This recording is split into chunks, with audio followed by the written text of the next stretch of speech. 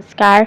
ये रामायण कथा पूरी तरह से श्रीमद् वाल्मीकि रामायण के ऊपर आधारित है। यदि आप इसका निरंतर श्रवण करते रहना चाहते हैं तो इस चैनल को सब्सक्राइब ज़रूर कर लें और आगे आने वाली सभी पॉडकास्ट के नोटिफिकेशन के लिए बेल आइकन को भी ज़रूर से प्रेस कर दें। अब हम सुनेंगे 61वां सर्ग, श्री राम और लक्ष्मण के द्वारा सीता की खोज और उनके न मिलने से श्री राम की व्याकुलता। दशरथ नंदन श्री राम ने देखा कि आश्रम के सभी स्थान सीता से सूने हैं तथा पर्णशाला में भी सीता नहीं है और बैठने के आसन इधर उधर फेंके पड़े हैं।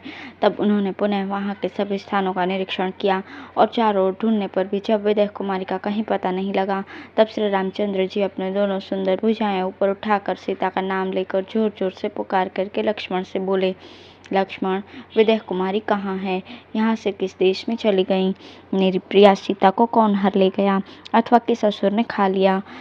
सीते, यदि तुम वृक्षों की आड़ में अपने को छिपा कर मुझसे हंसी करना चाहती हो तो इस समय यह हंसी उचित नहीं है। मैं बहुत दुखी हो रहा हूँ, तुम मेरे पास आ जाओ। सीते, जिन विश्वस्त मृग छौने के साथ तुम खेला करती थी वे आज तुम्हारे बिना दुखी होकर आंखों में आंसू भरकर चिंतामग्न हो गए हैं। लक्ष्मण, सीता से रहित होकर मैं जीवित नहीं रह सकता। सीता हरण जनित महान शोक ने मुझे चारों ओर से घेर लिया है। निश्चय ही अब परलोक में मेरे पिता महाराज दशरथ मुझे देखेंगे। वे मुझे उपालंब देते हुए कहेंगे, मैंने तो तुम्हें वनवास के लिए आज्ञा दी थी और तुमने भी वहां रहने की प्रतिज्ञा कर ली थी। फिर उतने समय तक वहां रहकर उस प्रतिज्ञा को पूर्ण किए बिना ही तुम यहाँ मेरे पास कैसे चले आए? तुम जैसे स्वेच्छाचारी अनार्य और मिथ्यावादी को धिक्कार है। यह बात परलोक में पिताश्री मुझसे अवश्य कहेंगे। वरारोहे सीते, मैं विवश शोक संतप्त दीन भग्न मनोरथ होकर करुणाजनक अवस्था में पड़ गया हूँ। जैसे कुटिल मनुष्य को कीर्ति त्याग देती है उसी प्रकार तुम मुझे यहाँ छोड़कर कहाँ चली जा रही हो? मुझे न छोड़ो, तुम्हारे वियोग में मैं अपने प्राण त्याग दूंगा।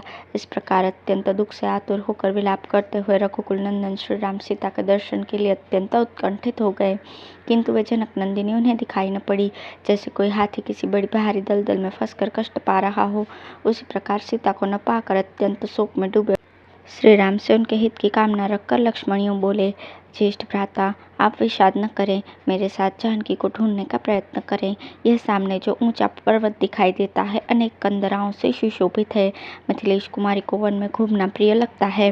वे वन की शोभा देखकर हर्ष से उन्मत्त हो उठती हैं, अतः वन में गई होंगी अथवा सुंदर कमल के फूलों से भरे हुए सरोवर की या मत्स्य तथा वे सरलता से सुशोभित सरिता के तट पर जा पहुंची होंगी। हम लोगों को डराने की इच्छा से हम दोनों उन्हें खोज पाते हैं कि नहीं, इस जिज्ञासा से कहीं वन में ही छिप गई होंगी। अतः वन में जहाँ तहाँ जानकी के होने की संभावना हो उन सभी स्थानों पर हम दोनों शीघ्र ही उनकी खोज के लिए प्रयत्न करें। यदि आपको मेरी ये बात उचित लगे तो आप शोक छोड़ दें। लक्ष्मण के इस प्रकार सौहार्दपूर्वक समझाए जाने पर श्री रामचंद्र जी सावधान हो गए और उन्होंने सुमित्रा कुमार के साथ सीता को खोजना आरंभ किया। दशरथ के वे दोनों पुत्र सीता की खोज करते हुए वनों में, पर्वतों पर, सरिताओं तथा सरोवरों के किनारे घूम घूम कर पूरी चेष्टा के साथ अनुसंधान में लगे रहे। उस पर्वत की चोटियों, शिलाओं और शिखरों पर उन्होंने अच्छी तरह जानकी को ढूंढा, किंतु कहीं भी उनका पता नहीं लगा। पर्वत की चारों ओर खोजकर श्री रामचंद्र जी ने लक्ष्मण से कहा, लक्ष्मण, इस पर्वत पर तो मैं सुंदरी वैदेही को नहीं देख पाता हूँ। तब दुख से संतप्त हुए लक्ष्मण ने दंडकारण्य में घूमते घूमते अपने उद्दीप्त तेजस्वी भ्राताश्री से इस प्रकार कहा, ज्येष्ठ भ्राता, जैसे महाबाहु भगवान विष्णु ने राजा बलि को बांध कर ये पृथ्वी प्राप्त कर ली थी, उसी प्रकार आप भी मिथिलेश कुमारी जानकी को पा जाएंगे। वीर लक्ष्मण के ऐसा कहने पर दुख से व्याकुल चित्त हुए श्री रघुनाथ जी ने दीनवाणी में कहा, लक्ष्मण, मैंने सारा वन खोज लिया, विकसित कमलों से भरे हुए सरोवर भी देख लिए तथा अनेक कंदराओं और झरनों से सुशोभित इस पर्वत को भी सब ओर से छान लिया, परंतु मुझे अपने प्राणों से भी प्रिय वैदेही कहीं दिखाई नहीं पड़ती। इस प्रकार सीताहरण के कष्ट से पीड़ित होकर विलाप करते हुए श्री रामचंद्र जी दीन और शोकमग्न होकर 2 घड़ी तक अत्यंत व्याकुलता में पड़े रहे। उनका सारा अंग विह्वल हो गया, बुद्धि काम नहीं दे रही थी, चेतना लुप्त सी होती जा रही थी। वे गरम गरम लंबी श्वास खींचते हुए दीन और आतुर होकर विषाद में डूब गए। बारंबार उच्छ्वास लेकर कमल नयन श्री राम आंसुओं से गदगद वाणी में हा प्रिय कहकर बहुत रोने बिलखने लगे। तब शोक से पीड़ित हुए लक्ष्मण ने विनीत भाव से हाथ जोड़कर अपने प्रिय भ्राताश्री को अनेक प्रकार से सांत्वना दी। लक्ष्मण के ओष्ठपुटों से निकली हुई इस बात का आदर न करके श्री रामचंद्र जी अपनी प्रिय पत्नी सीता को न देखने के कारण उन्हें बारंबार पुकारने और रोने लगे। अब है 62वां सर्ग, श्री राम का विलाप। सीता को न देखकर शोक से व्याकुल चित हुए धर्मात्मा महाबाहु कमल नयन श्री राम विलाप करने लगे। रघुनाथ जी सीता के प्रति अधिक प्रेम के कारण उनके वियोग में कष्ट पा रहे थे। वे उन्हें न देखकर भी देखते हुए के समान ऐसी बातें कहने लगे जो विलाप का आश्रय होने से गदगद कंठ के कारण कठिनता से बोली जा रही थी। प्रिय, तुम्हें फूल अधिक प्रिय हैं, इसलिए खिली हुई अशोक की शाखाओं से अपने शरीर को छिपाती हो और मेरा शोक बढ़ा रही हो। मैं केले के तनों के तुल्य और कदली दल से ही छिपे हुए तुम्हारे दोनों उरुओं को देख रहा हूँ। तुम उन्हें छिपा नहीं सकती। भद्रे, तुम हंसती हुई कनेर पुष्पों की वाटिका का सेवन करती हो। बंद करो इस परिहास को, इससे मुझे बड़ा कष्ट हो रहा है। विशेषतः आश्रम के स्थान में यह हास परिहास उचित नहीं बताया जाता। मैं जानता हूँ तुम्हारा स्वभाव परिहास प्रिय है।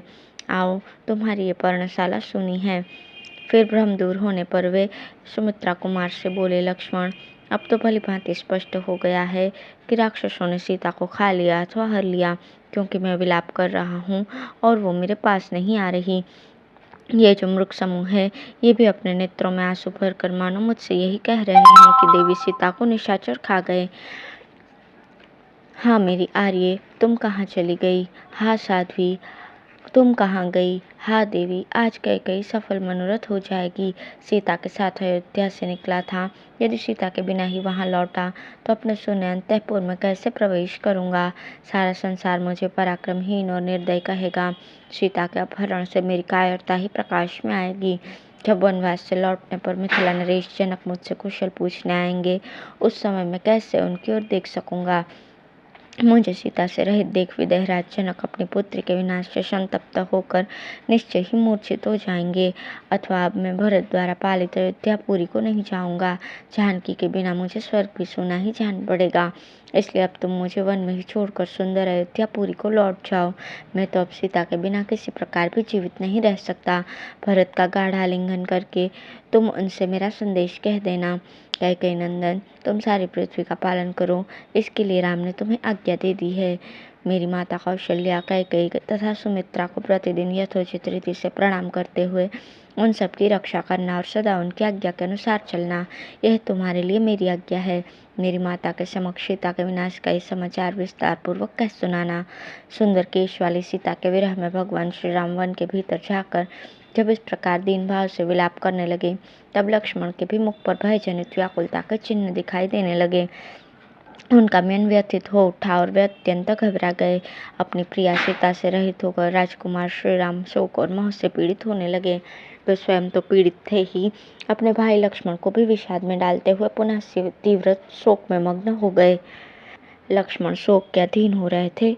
उनसे महान शोक में डूबे हुए श्री राम दुख के साथ रोते हुए गर्म उच्छ्वास लेकर अपने ऊपर पड़े हुए संकट के अनुरूप वचन बोले, लक्ष्मण, इतने में ही उनको भ्रम हुआ कि सीता उधर भागकर छिप रही है। तब वे बोले, कोई नहीं है, क्योंकि एक के बाद दूसरा शोक मेरे हृदय और मन को विदीर्ण करता हुआ लगातार मुझ पर आता जा रहा है। निश्चय ही पूर्व जन्मों में मैंने अपनी इच्छा के अनुसार बारंबार बहुत से पाप कर्म किए हैं। उन्हीं में से कुछ कर्मों का ये परिणाम आज प्राप्त हुआ है, जिससे मैं एक दुख से दूसरे दुख में पड़ता जा रहा हूँ। पहले तो मैं राज्य से वंचित हुआ, फिर मेरा स्वजनों से वियोग हुआ, तत्पश्चात पिताश्री का परलोकवास हुआ, फिर माता से भी मुझे बिछड़ जाना पड़ा। ये सारी बातें जब मुझे याद आती हैं, तब मेरे शोक के वेग को बढ़ा देती हैं। लक्ष्मण, वन में आकर क्लेश का अनुभव करके भी यह सारा दुख सीता के समीप रहने से मेरे शरीर में ही शांत हो गया था, परंतु सीता के वियोग से वो फिर उद्दीप्त हो उठा है। जैसे सूखे काठ का संयोग पाकर आग सहसा प्रज्वलित हो उठती है। हाय, मेरी श्रेष्ठ स्वभाव वाली भीरु पत्नी को अवश्य ही असुरों ने आकाश मार्ग से हर लिया। उस समय सुमधुर स्वर में विलाप करने वाली सीता भय के मारे बारंबार विकृत स्वर में क्रंदन करने लगी होगी। मेरी प्रिया के वे दोनों गोल गोल स्तन जो सदा लाल चंदन से चर्चित होने योग्य थे, निश्चय ही रक्त की कीच में सन गए होंगे। हाय, इतने पर भी मेरे शरीर का पतन नहीं होता। असुरों के वश में पड़ी हुई मेरी प्रिया का वो मुख, जो स्निग्ध एवं सुस्पष्ट मधुर वार्तालाप करने वाला तथा काले काले घुंघराले केशों के भार से सुशोभित था, वैसे ही श्रीहीन हो गया होगा, जैसे राहु के मुख में पड़ा हुआ चंद्रमा शोभा नहीं पाता। हाय उत्तम व्रत का पालन करने वाली मेरी प्रियतमा का कंठ हर समय हार से सुशोभित होने योग्य था, किंतु रक्तभोजी असुरों ने सोने वन में उसे अवश्य फाड़ कर उसका रक्त पिया होगा। मेरे न रहने के कारण निर्जन वन में असुरों ने उसे ले लेकर घसीटा होगा और विशाल एवं मनोहर नेत्रों वाली वो जानकी अत्यंत दीन भाव से कुररे की भांति विलाप करती रही होगी। ये वही शिलातल है जिस पर उदार स्वभाव वाली सीता पहले एक दिन मेरे साथ बैठी हुई थी। उसकी मुस्कान कितनी मनोहर थी। उस समय उसने हंस हंस कर तुमसे भी बहुत सी बातें कही थी।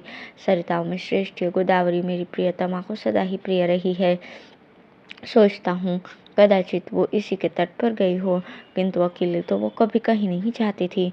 उसका मुख और विशाल नेत्र प्रफुल्ल कमलों के समान सुंदर है।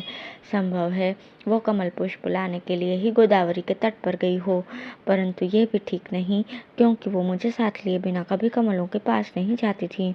हो सकता है कि वो इन पुष्पित वृक्ष समूहों से युक्त और नाना प्रकार के पक्षियों से सेवित वन में भ्रमण के लिए गई हो, परंतु यह भी उचित नहीं लगता, क्योंकि वो भीरु तो अकेली वन में जाने से बहुत डरती थी। सूर्यदेव, संसार में किसने क्या किया और क्या नहीं किया इसे तुम जानते हो। लोगों के सत्य असत्य कर्मों के तुम ही साक्षी हो। मेरी प्रिया सीता कहाँ गई अथवा उसे किसने हर लिया, ये सब मुझे बताओ, क्योंकि मैं उसके शोक से पीड़ित हूँ। वायुदेव, समस्त विश्व में ऐसी कोई बात नहीं है जो तुम्हें सदा ज्ञात न रहती हो। मेरी कुल पालिका सीता कहाँ है ये बता दो। वो मर गई, हर ली गई अथवा मार्ग में ही है। इस प्रकार शोक के अधीन होकर जब श्री रामचंद्र जी संज्ञा शून्य होकर विलाप करने लगे, तब उनकी ऐसी अवस्था देखने आयोजित मार्ग पर स्थित रहने वाले उदारचित सुमित्रा कुमार लक्ष्मण ने उनसे ये समायोचित बात कही। ज्येष्ठ भ्राता, आप शोक छोड़कर धैर्य धारण करें, सीता की खोज के लिए मन में उत्साह रखें, क्योंकि उत्साही मनुष्य जगत में अत्यंत दुष्कर कार्य आ जाने पर भी कभी दुखी नहीं होते। बड़े हुए पुरुषार्थ वाले सुमित्रा कुमार लक्ष्मण ने जब इस प्रकार की बातें कही थी, उस समय रघुकुल की वृद्धि करने वाले श्री राम ने आर्थ होकर उनके कथन के औचित्य पर कोई ध्यान नहीं दिया। उन्होंने धैर्य छोड़ दिया और वे पुनः महान दुख में पड़ गए। इस प्रकार श्री वाल्मीकि निर्मित रामायण आदि काव्य के अरण्य कांड में 63वां सर्ग पूर्ण हुआ। धन्यवाद।